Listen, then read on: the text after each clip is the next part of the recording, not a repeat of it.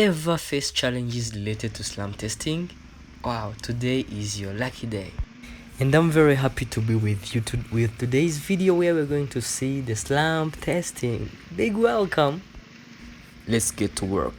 Make sure that you have slump cone scope, metallic plate, and make sure that you also have tapping metal rod, ruler, or tape measure.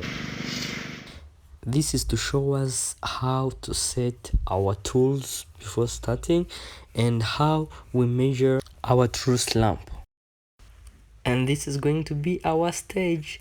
Everything is ready. You can see everything. Let's start. And if you are enjoying this, make sure that you like and comment down. As you can see it on the video, we are setting the cone on a metallic plate. That's the first step, and make sure that you have rod to make an accurate slump. Technology in front is here for you. Make sure that you subscribe, like, and leave the comment of what you want to see the next on our channel, Technology in Front. Now we are all set. Let's start our first slump of today. The following tips are remarkable. Make sure that you memorize them. We need 3 layers. Put the first layer and top, the second layer and top, and the third layer and top. And repeatedly you fill 3 layers. After each layer you tap. First tap, second tap, and the third tap 25 times. As you can see it in the video, we are tapping 25 times so that our slump may be well leveled and good look. As you can see it, we are following the procedures as we said in the description by the starting.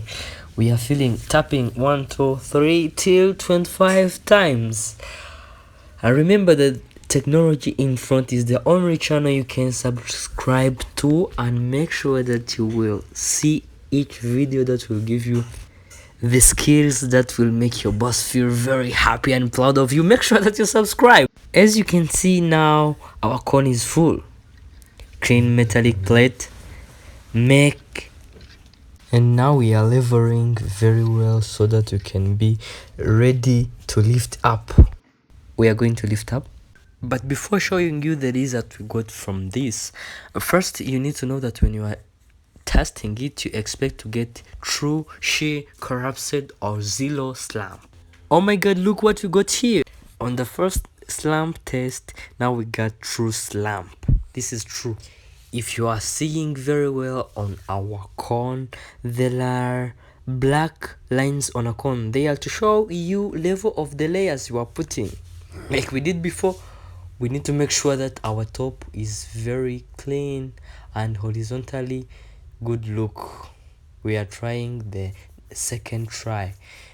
After filling it, we are now ready to lift up again for our next test. We are ready to lift up on our next, and we pull. We are lifting up gently. Let's see the result we get now. Oh my god, what's the result? Is it true? Is it sheared, or it is going to collapse? Let's see. And the result we get is sheared slump. Congratulations that you have figured out that it is now sheared slump, as we have seen it in our illustration pictures of different types of our slump test results. And the way to manage our sheared slump is to measure. You measure highest, middle, and lowest level of our slump. As you can see in the video, we are measuring the lowest, and we are on the middle, and the next is the top. The top is the last but not least.